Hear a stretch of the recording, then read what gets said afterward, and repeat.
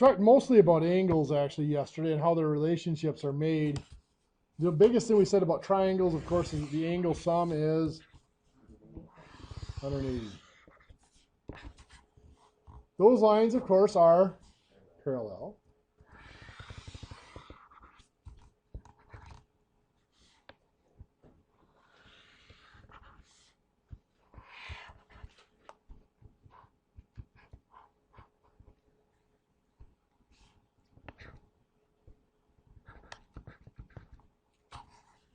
So,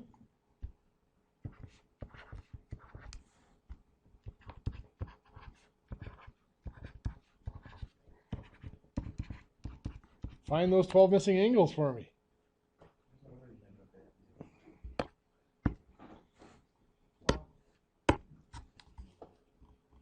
Okay, so angle 1 is how much? 149. 2? 31. 3? 149. Okay, so we've got the 31 and 149. Coming down to this intersection, because that's on that same transversal, are there any angles there that have to be either 31 or 149? Both of those have to be 31. Very good. Now we know that this whole thing would have to be 149. So what does that tell us?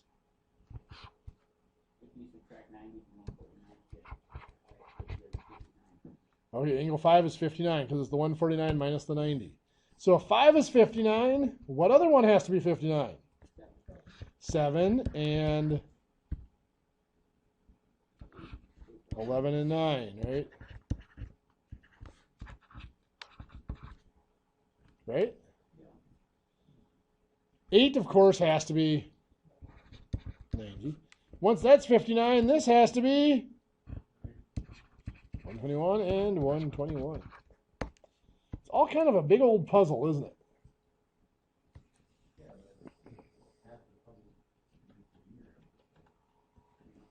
Yeah. It's a lot easier than it looks at first. It looks scary, but everything's either the same or supplements. Okay, so we talked about these triangles. Let's look at classifying these triangles a little bit. There's two ways of classifying triangles, and usually we kind of combine them.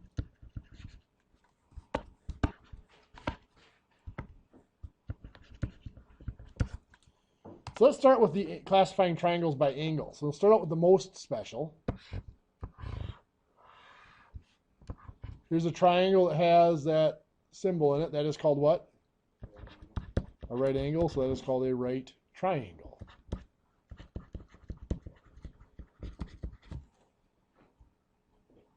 Now we said yesterday, or last class, Tuesday, that that right angle has to be the largest angle of the triangle because the sum is 180. If that's 90, then there's only 90 degrees left. That has to be split between two angles. So, well, they don't necessarily have to be 45 and 45. It doesn't have to be split equally. You know, one could be 1 degree and the other one 89 degree, but it can't be 90 because then there'd be 0 left for the third angle. So that is the largest angle in that triangle. So when we're naming a triangle by the angles, we do name them off of the largest angle. So in this triangle, the largest angle is the one I marked, and that is what kind of angle? Obtuse. So that's an obtuse triangle. I hear it all the time. Well, there's two acute angles in there. Yeah, but we name it off its largest angle.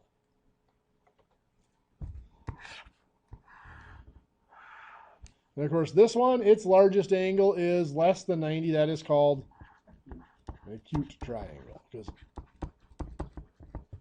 all of its angles are smaller than 90. So its biggest angle is less than 90. If we're going to name a triangle by its sides,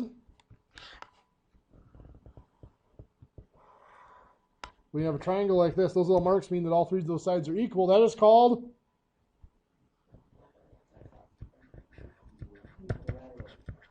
equilateral. Because sometimes it's also called equiangular. Why? Because in a triangle, the largest side is always opposite the largest angle. And vice versa. The largest angle is always opposite the largest side. So which one of those angles would be bigger? None. All the sides are the same, so they all have to be the same. So this is equiangular as well. All the angles are the same. Which means each angle has to be how much? 60. 180 divided by 3 makes 60 each. My triangle isn't really big enough to write in all three 60s. I can have a triangle that only has two sides that are the same and the third one different. That is called isosceles. Now in that triangle, it's a little bit special. If I were to tell you that this angle here is 30 degrees, do you know these? 180 minus 30 is 150. So each of those is 75.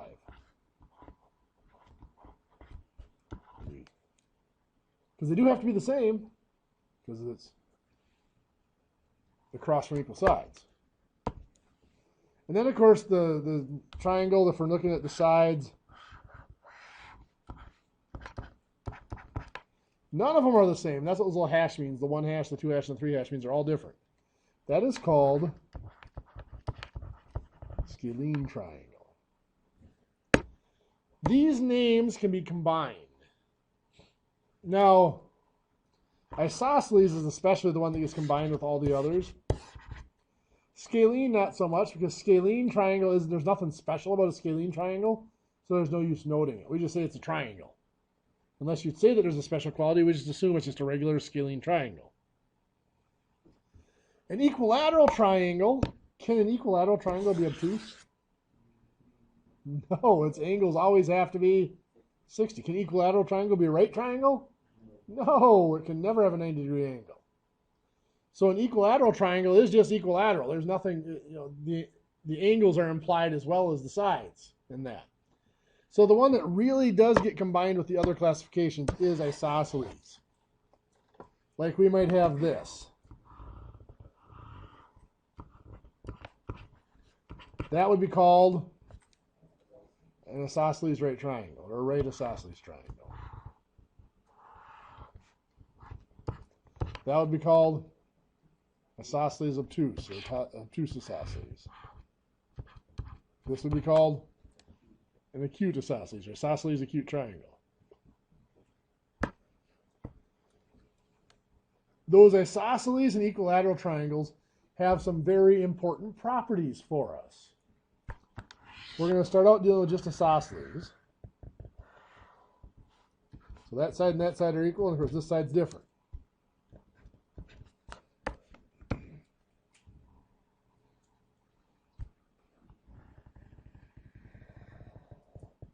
I'm going to draw that altitude down through there.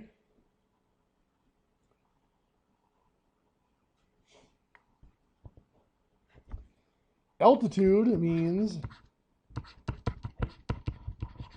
it does kind of mean height, but it means from a vertex, so from one of the corners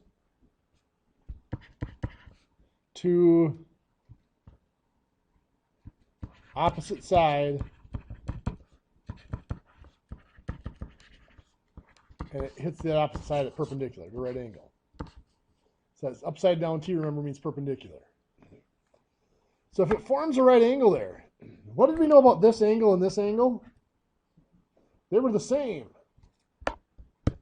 Well, if that's a right angle, what's this angle over here? A right angle, right? The opposite side. This is a straight line across the bottom. They're supplements, and the right angle is only supplement to other right angles.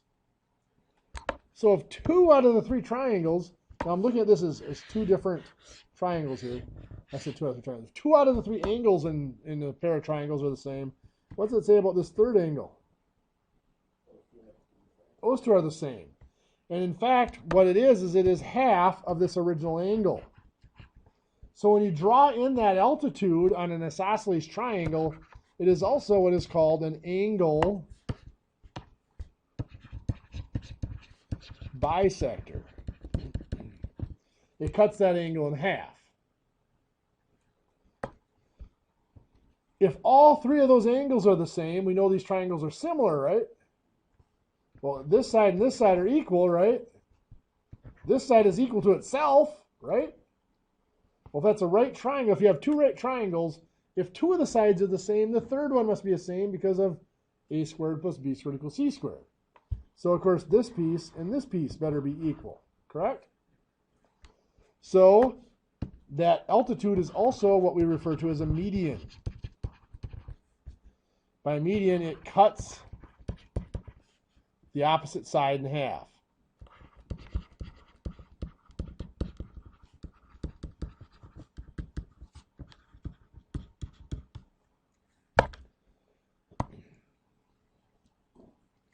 Well, why is that important? Well, because we're going to be talking about trig. For you guys, it's especially important because this figure here, pretend there's a straight line across there, comes up a lot for you guys in trusses. That is an isosceles triangle. Where's the right angle there? There isn't one, right? But we can make it by putting this down the middle. If, for example, this original triangle had a 24-foot span, and these were 13 feet here and here, if I try to make this into a right triangle, now I've already seen this before, what's this length here going to be? 12, because that altitude is the median. It cuts that opposite side in half. Now, I didn't draw it very straight, so mine really doesn't, but if it was done well, it would.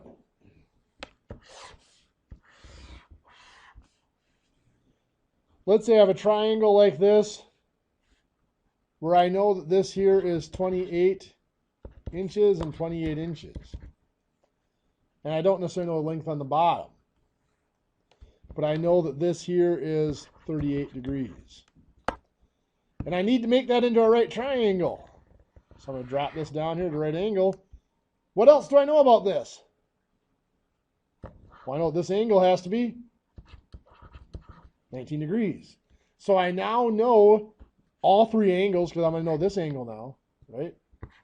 I know for this right triangle I created here, I now know all three angles on one side. And over the next several weeks, we're going to learn that once we know 4 out of those 6 parts, we can find the other 2. In fact, generally, if we know 3 out of the 6 parts, we can find the other 3.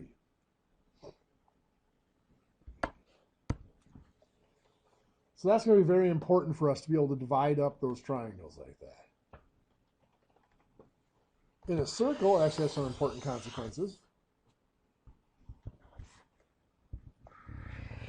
That, remember, is a chord of a circle, right? If I draw from the center of the circle out here, and it hits that at a right angle, let's say that original chord was 18 feet long.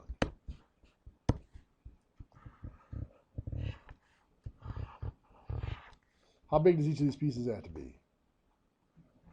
9. Why? Half of 18. Because those radii are always equal. That's an isosceles triangle.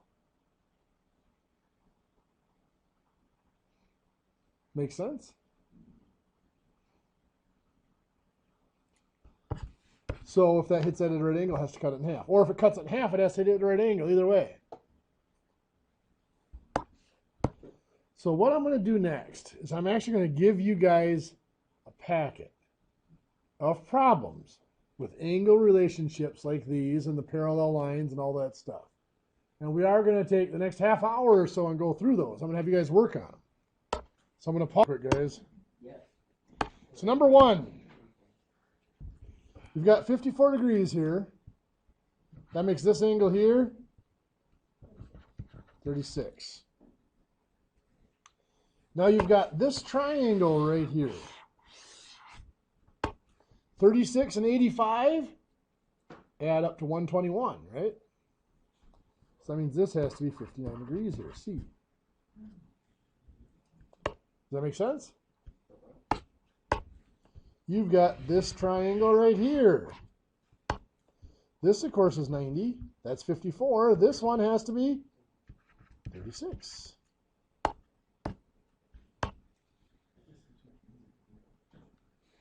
D then has to be how much? 144, because these two have to add up to 180. It's a straight line.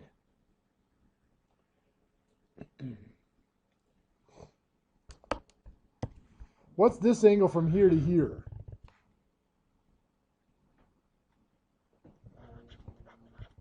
$95, right? If that's 95, this angle here can be found by looking at that triangle. We got 54, 95, and 41.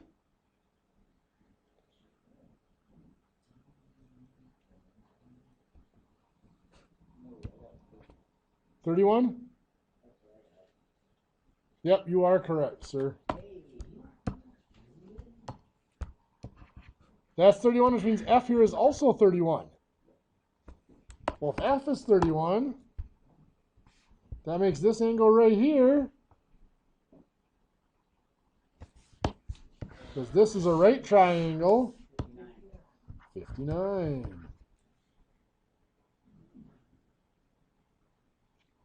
The only one left to find is B. Exactly. So that has to be 59. That's to complement 31. How many of you had all those right?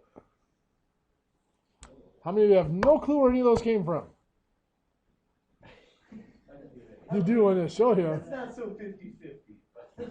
It makes sense when somebody else is doing it, but picking it out on your own is kind of tough. Yeah. Okay. Number 2, you want a couple minutes to finish that one up? Yep. Okay. Okay, so here. The ones that are marked in blue are parallel lines. And we are given that this is a right angle here. We're given that this is 43, which tells me that this is 43.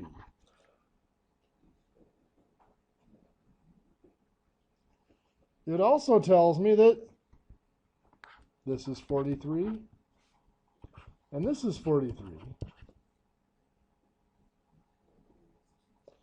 And F is 43.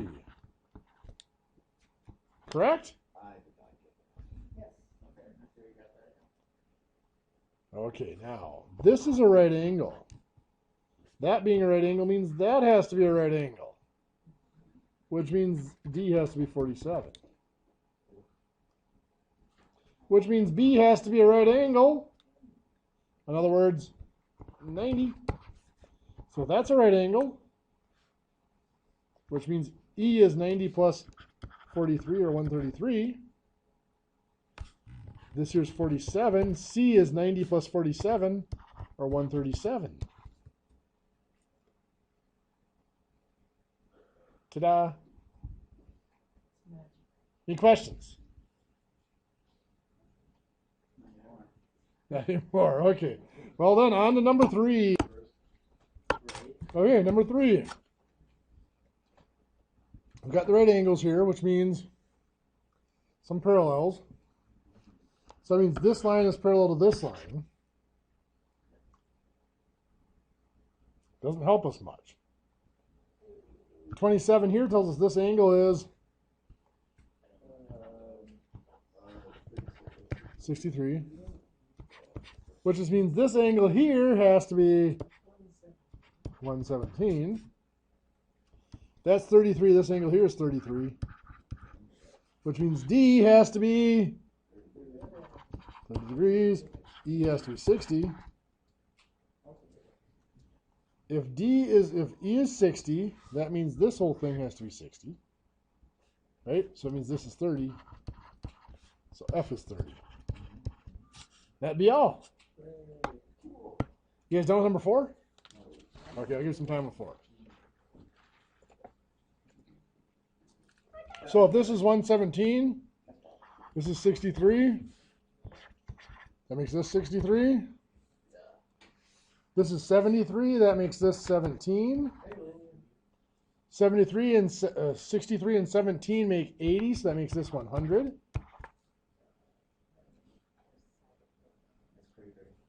Now I'm going to do a parallel here. I'm going to draw a parallel in here. So that's still going to be perpendicular there. So this angle here is going to be the same as angle C. This is 73 and 90, which adds up to 163. Makes that angle 17, so C is 17 degrees. Oh, I nailed it. Woo! How about number 5? Okay, I'll give you some time. You got those 2 on the packet to finish up. And I think I gave you this one already, but I'm going to write it down again. 49, 491 to 493, exercise 22-2, and page 495. Exercise 22-5. So it's not a lot to do. You've got a couple weeks to do it. Well, a week and a half technically before you see me again. That's crazy. When you guys come back from spring break, we are going to be pushing more into this geometry stuff, and hopefully within a couple of class periods, we'll be getting the trig. At least within a week after you guys get back, we'll hit the trig. I'm gonna have to practice on something.